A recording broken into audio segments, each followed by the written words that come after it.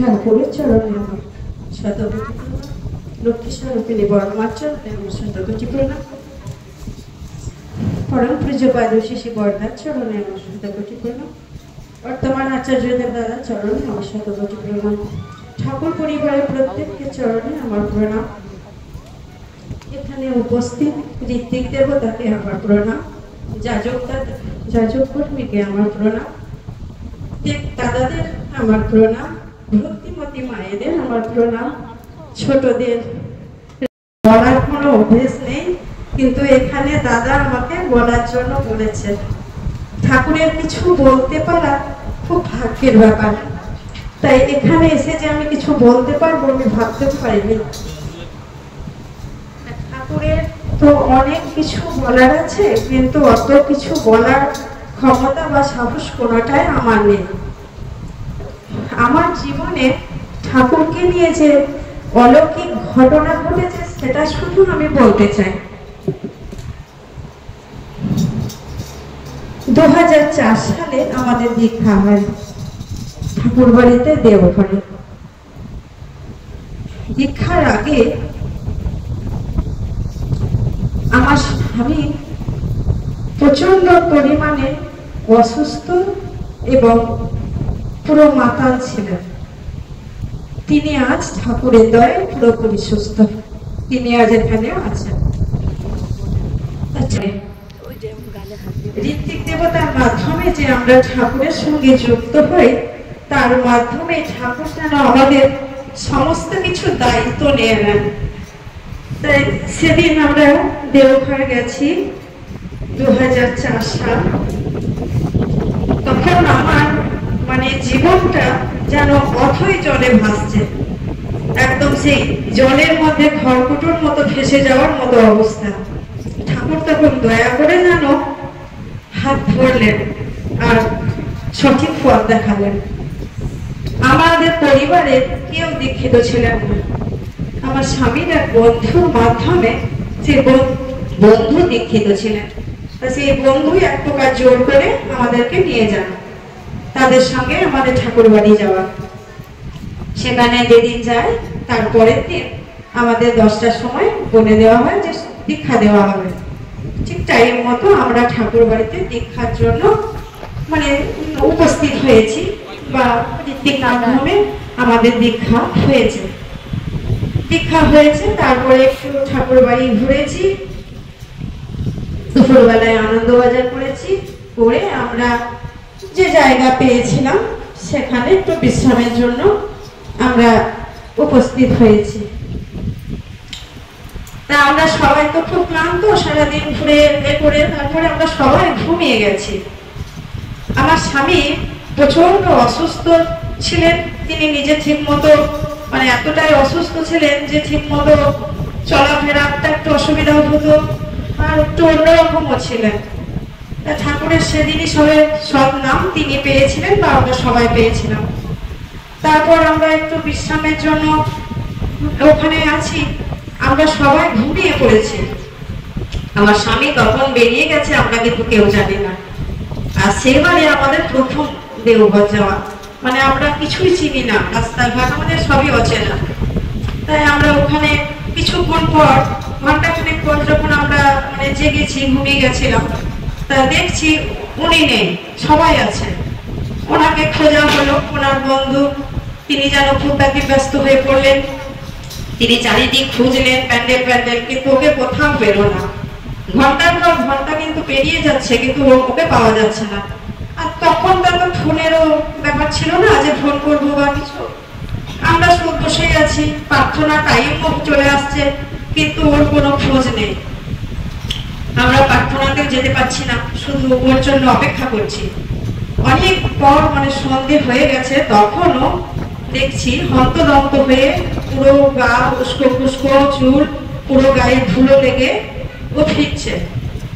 ও এসছে, আসা মাত্রই ওকে ওর বন্ধু বলছে, তুমি কোথায় গিয়েছিলে? তোমার এতক্ষণ থেকে আমরা খুঁজছি, তোমাকে পাচ্ছি না, তুমি কোথায় ছিলে?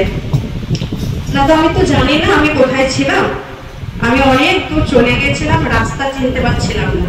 এমনকি যে জায়গাটাতে আমরা উঠেছিলাম প্যান্ডেল, সেটার নামটাও ওর মনে ছিল না। তাই ও কিছু বলতেও পারেনি কাউকে।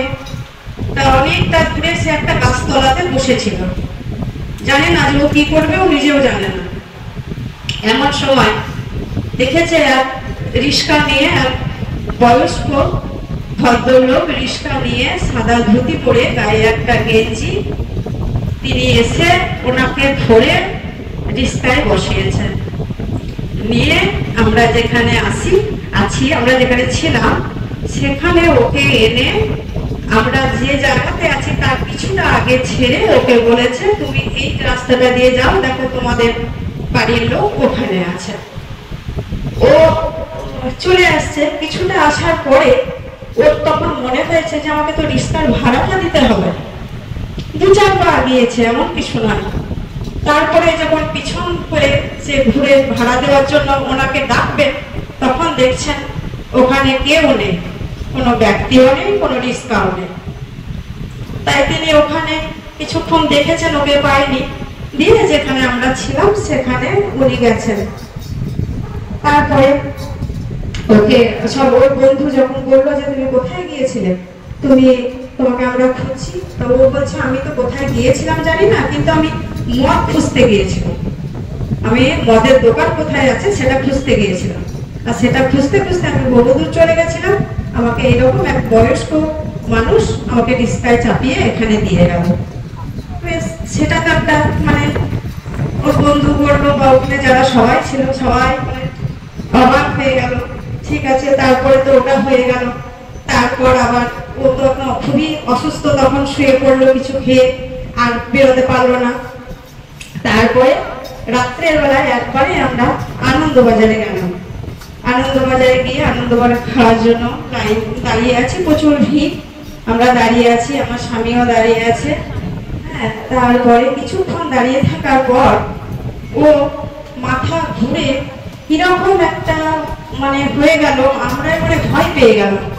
কিরকম একটা অস্থির করতে করতে ঘুরতে ঘুরতে একদম ওখানে পড়ে গেল, ওই আনন্দবাজারের মনমোহিনী ধামে আনন্দবাজার প্যান্ডেল পড়ে গেল। সবাই তো মাথায় জল পাখা করতে লাগলো, সবাই ঠাকুরের নাম করতে লাগলো। কিছুক্ষণ পর উনি জ্ঞান ফিরে এলো। তারপরে একটু অল্প প্রসাদ খেয়ে আর কেন কথা বললেন না, চলে এলেন। আমরা যেখানে ছিলাম সেখানে সবাই চলে এলাম। সবাই এসে রাত্রে ওখানে ঘুমালাম। সকালবেলায় উঠে ওর কিন্তু সেই পুরো আলাদা। সকালে যেন মনে হচ্ছে ওই মানুষটা যেন এই মানুষটা নয়।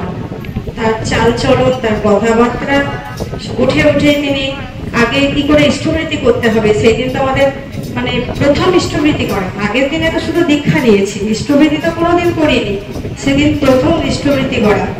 তাই ও সেরকম উঠে উঠে জানছে যে কি করে কি করতে হয়। তাই সেগুলো নিয়ম জেনে সেগুলো করলো। তারপর থেকে তিনি আর কোনোদিন মদ ছুঁতে পারেননি। ওই দেওঘর থেকে আমরা 2 দিন পর চলে আসি আমাদের বাড়ি। আমাদের বাড়িতে আসার পরে ও কিন্তু বহুবার সে মদের দোকানে গেছে, খাওয়ার চেষ্টা করেছে, নিয়েছে ও পর্যন্ত, কিন্তু খেতে পারেনি।